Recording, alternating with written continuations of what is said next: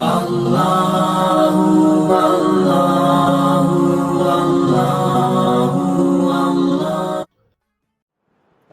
اللہ الرحمن الرحیم قال النبی صلی اللہ علیہ وسلم من فطر صائما کان له مثل اجرہ من غیر ان ينقص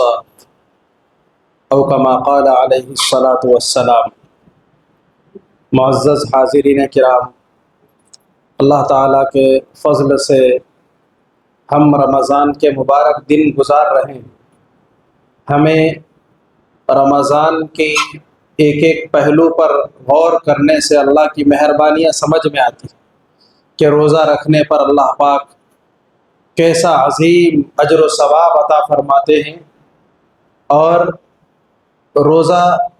رکھنے کے بعد اللہ کی طرف سے یہ اجازت ملنا کہ اتنا ٹائم ہونے کے بعد جب سورج غروب ہو جائے تو افطار کر لو، یہ بھی اللہ کی بڑی مہربانی ہے۔ ہم اللہ کے بندے ہیں، غلام ہیں، وہ ہمارے آقا اور مولا ہیں۔ وہ اگر ہم کو یوں کہہ دیں کہ مسلسل روزہ رکھنا ہے تو بھی بلا چوں اچرا ہم کو ماننا پڑتا، ہمیں کوئی حق نہیں ہے اس کے خلاف بولنے کا۔ لیکن انہوں نے ہم پر مہربانی کی کہ غروب آفتاب کے وقت میں افطار کر لو، اور نہ صرف یہ کہ اجازت دی بلکہ اس میں بھی بڑی مہربانیاں فرمائیں کہ جب تم افطار کرنے لگو تو اللہ تبارک و تعالیٰ اس کو دعا کی قبولیت کی گھڑی بنا کہ جب اس وقت تم جو مانگو گے اللہ تمہیں عطا کرے گا اور خوشیاں عطا کریں گے۔ اور ساتھ ہی ساتھ پلس یہ سمجھا دیا کہ روزے دار کو افطار کے وقت میں جو خوشی ہوتی ہے، ہم سمجھتے ہیں کہ خوشی اب یہ کھانے کو ملے گا اور وہ کھانے کو ملے گا، نہیں، خوشی در حقیقت روحانی ہے۔ اس بات کی خوشی ہے کہ اللہ کی توفیق سے ایک عمل مکمل ہم کرنے کو جا رہے ہیں، اور اللہ کی ذات سے امید ہے کہ اللہ قبول بھی فرمائے۔ تو جس طرح یہاں اس کی خوشی ہے، ایسے ہی فرمایا کہ ایک دن وہ ہوگا کہ اللہ سے ملاقات ہوگی، تو وہاں بھی اللہ پاک خوشیاں عطا فرمائیں گے اسی روزے کی برکت سے۔ تو اللہ نے اس موقع کو اتنا سنہری بنا دیا، اور پھر دعا کی قبولیت کی گھڑی بنا دی، اور ساتھ ہی ساتھ اللہ تبارک و تعالیٰ نے اس کو بڑی عبادت قرار دیا، اور پھر فرمایا کہ تم اپنا روزہ افطار کر لو، اجازت بھی ہے، ثواب بھی ہے، اور ساتھ ہی ساتھ اگر تم کسی اور روزے دار کو افطار کراؤ تو یہ بھی بڑے ثواب کی بات ہے۔ اور پھر فرمایا کہ یہ ایسا ویسے ثواب نہیں ہے کہ دوسرا آدمی روزہ رکھ کر جتنا ثواب پا رہا ہے اس کا پورا پورا ثواب اس افطار کرانے والے کو ملے گا۔ اب کسی شخص کو اپنے بارے میں یہ ڈاؤٹ ہو جائے کہ بھئی دوسرا مجھے افطار کرائے گا تو میرا ثواب گھٹ جائے گا، تو اس ڈاؤٹ کو بھی کلیئر کر دیا گیا، من غیر ان ينقص من اجری، اس کے ثواب میں سے کوئی کمی نہیں کی جائے گی۔ بعض لوگ گھبراتے ہیں کہ اپنا کھجور لے کے پھرتے ہیں ہمیشہ، نہیں بھائی، کسی کے بھی کھجور سے جو ہے ہم کو افطار نہیں کرنا ہے ورنہ ہمارا ثواب ان کو چلا جائے گا۔ یہ تنگ نظری کی بات ہے، یہ چھوٹے دماغ کی علامت ہے۔ نہیں، اللہ پاک اپنے خزانے سے بہانے سے بانٹتے ہیں کہ تم کسی کو افطار کراؤ تو تمہیں اتنا اجر و ثواب ملے گا۔ چنانچہ حضور اکرم صلی اللہ علیہ وسلم نے شعبان ختم پہ رمضان سے بالکل پہلے خطبہ دیا، اور اس میں رمضان کے بارے میں تعارف کرایا، بہت سی باتیں بتلائی، تو ان میں سے ایک روزے دار کو افطار کرانے پر کی جانب آپ نے توجہ دی۔ تو صحابہ نے جھٹ پوچھ لیا، یا رسول اللہ، ہم میں سے بعض تو ایسے غریب ہیں کہ ہم کسی روزے دار کو افطار بھی نہیں کرا سکتے۔ صحابہ کے دور کی غربت کا آج ہم تصور بھی نہیں کر سکتے۔ آج ہم میں سے کوئی ویسا غریب ہے ہی نہیں جیسی غربت نبی کے زمانے میں اور صحابہ کے زمانے میں پائی جاتی تھی۔ آج ہم بول لیتے ہیں صرف ہم کہاں ہیں، ہم غریباں ہیں، ہمارے پاس کہاں ہیں، تو بھی ماشاءاللہ کافی صاحب حیثیت اور صاحب گنجائش اللہ نے ہم کو بنایا ہے۔ تو بہرحال صحابہ نے پوچھا، یا رسول اللہ، اگر ہم میں سے کوئی شخص اتنا بڑا اجر و ثواب پانے کے لیے گنجائش نہ رکھے تو حضور نے فرمایا پھر بھی کوشش کرو، ایک کھجور سے افطار کرا دو، ایک گھونٹ لسی پلا دو، لیکن افطار کرانے میں چوکنا نہیں۔ پیچھے نہیں ہٹنا، اس عمل میں بڑھ چڑھ کے حصہ لینا چاہیے۔ اور ساتھ ہی ساتھ آپ صلی اللہ علیہ وسلم نے یہ فرمایا کہ ہاں اگر کوئی کسی کو پیٹ بھر کھلا دے گا، صرف کھجور پہ نہیں رکے گا، تو اللہ اس کو حوض کوثر پر سیراب کریں گے، اس لیے کہ وہ یہاں ایک روزے دار کو سیراب کر رہا ہے، تو اللہ تعالیٰ اس کی سیرابی اس کے بدل اسی کے مثل رکھیں گے۔ وہاں سخت پیاسا ہوگا تو وہاں پیاس بجھائیں گے، وہاں اس کی بھوک مٹائیں گے۔ یعنی زیادہ پیٹ بھر کے کھلانے پر ترغیب دی گئی ہے، شوق دلایا گیا ہے۔ آپ صلی اللہ علیہ وسلم کی ان ارشادات کو سامنے رکھتے ہو ہر مسلمان کو یہ طے کرنا چاہیے کہ میں روزانہ جس طرح سے زبانی عبادت کروں، جسمانی عبادت کروں، ایسے ہی مجھے روزانہ مالی عبادت بھی کرنا چاہیے، چاہے وہ روزے داروں کو افطار کروا کر ہو یا خیر خیرات کے ذریعے سے ہو۔ مالی عبادت کو بھی روکنا نہیں چاہیے، بلکہ اسلام کی جو تربیت ہے اس کے پیش نظر ہر مسلمان کو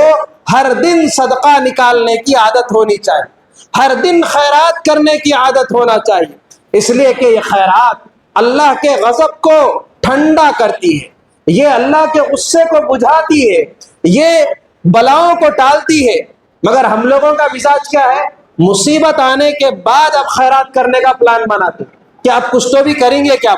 اس کو اپنا معمول نہیں بناتے۔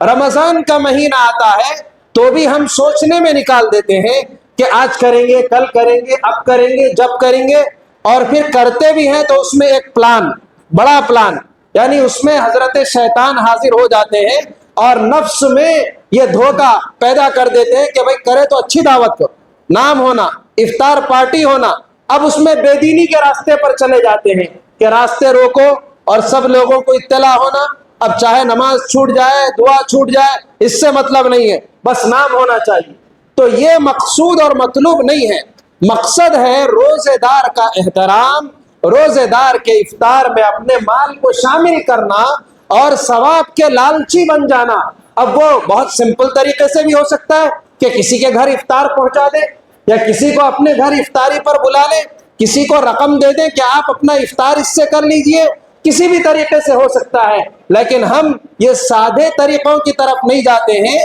بلکہ ہم یہ دیکھتے ہیں کہ اچھا کریں گے اور اس میں ہمارا نام ہونا چاہیے۔ یہ ساری چیزیں خرافات ہیں، اور اب تو اس کی حدیں پار ہو رہی ہے۔ اب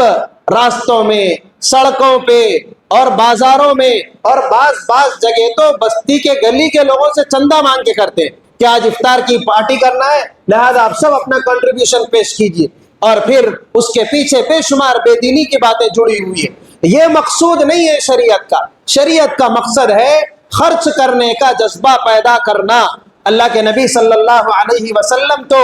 سخیوں کے سخی اور داتاؤں کے داتا تھے، لیکن رمضان آتا تو آپ کی سخاوت بڑھ جاتی تھی۔ کتنی بڑھتی تھی؟ تیز ہواؤں سے زیادہ آپ کی سخاوت بڑھ جاتی تھی۔ اس لیے ہم مسلمانوں کو بھی سوچنا چاہیے کہ ہم ہر دن روزے داروں کو افطار کرائیں، ہر دن ہم خیر خیرات کریں، جہاں جسمانی عبادت پہ ہم توجہ دیں، مالی عبادت پہ بھی توجہ دیں۔ مالی عبادت تو اور زیادہ کر سکتے ہیں، اس لیے کہ جسمانی عبادت کرنے میں روزے کی وجہ سے تھکاوٹ بھی ہو سکتی ہے، ہم کچھ زیادہ نہیں کر پاتے، لیکن مالی عبادت تو کر سکتے ہیں۔ اس میں نہ جسم تھکنا ہے، نہ پاؤں دکھنا ہے، نہ کوئی اور چیز ہے۔ ہاں،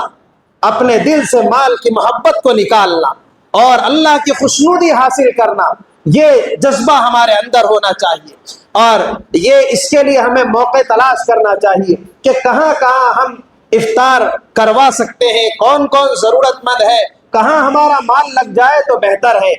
ہم دیکھنا چاہیے جن گھروں میں غربت ہے وہاں پر، اور جو ادارے دین کی خدمت کر رہے ہیں اور انہوں نے ذمہ داری لے رکھی ہے روزانہ سحر افطار کی، ہمیں جا کے خیریت کیفیت پوچھنا چاہیے کہ ہم کیا کام آ سکتے ہیں۔ جو دین کی تعلیم حاصل کر رہے ہیں، مہمانان رسول، کہ ان کی بھی ضیافت یہ دوہرے اجر و ثواب کا باعث ہے۔ ہم جس مدرسے میں بیٹھ کر تراویح پڑھ رہے ہیں، دین کی باتیں سن رہے ہیں، یہاں رات میں تراویح کے نام سے سینکڑوں لوگ جمع ہیں، تو یہ صرف رات کا معاملہ نہیں ہے، دن میں بھی سینکڑوں، تقریباً 500 بچے دینی تعلیم حاصل کرتے ہیں، اور اس میں سے 100 طلبہ تقریباً ہاسٹل میں رہ کر کے یہیں پر اپنی تعلیم اور تربیت حاصل کر رہے ہیں، ان کے سحر اور افطار کی ذمہ داری ادارے کے منتظمین پر ہے۔ چاہے کچھ انتظام ہو نہ ہو، ہر دن سحر افطار کرانا ہے۔ سوچے اپنے گھر کے بارے میں، 100 آدمی کو اگر گھر میں افطار کرانا ہے، سحر کرانا ہے، تو کتنے نیچے اوپر ہو جائیں گے، کتنا بڑا خرچہ آ جائے گا۔ لیکن ادارہ دینی تعلیم اور تربیت کی غرض سے یہ ساری ذمہ داریوں کو اٹھائے ہوئے ہیں، اور روزانہ ایک سحر کرانے میں تقریباً 10,000 روپے کا خرچ بیٹھتا ہے۔ ایک افطار میں 100 سے 150 افراد کو 5 سے 6,000 کا خرچ کم از کم بیٹھتا ہے۔ تو اس طریقے سے 25 سے 30,000 کا یومیہ سحر افطار کا خرچ ہے، اور اگر آپ 10 دن کا دیکھ لیں گے تو 2.5 سے 3 لاکھ تک کا خرچ ہے، اور مہینے بھر میں 7-8 لاکھ روپے کا صرف سحر افطار کا خرچ ہے۔ کیا بہتر ہوگا کہ ہم لوگ اپنے طور پر سوچیں کہ ایک دن کا سحر افطار ہماری طرف سے ہو جائے، یا ہم دوسروں کو توجہ دلائیں کہ جس ادارے سے ہم فیض اٹھا رہے ہیں وہ اس کو پختہ کرنا، اس کی ذمہ داریوں کو اوڑھنا، اور اس کے بارے میں ہم دوسروں کو توجہ دلانا، یہ ہمارا اپنا ایمانی اور اخلاقی فریضہ ہے۔ اور اس کے علاوہ بھی ہم اپنے خاندان میں، اپنے اڑوس پڑوس میں، اپنے اہل تعلق میں نظر رکھیں کہ ہم کس طرح سے روزے داروں کا احترام کر سکتے ہیں، کس طرح ہم ان کی خدمت کر سکتے ہیں، کس طرح ہم اجر و ثواب کو حاصل کر سکتے ہیں۔ اس لالچ میں، اس فکر میں ہمیں زندگی گزارنا چاہیے،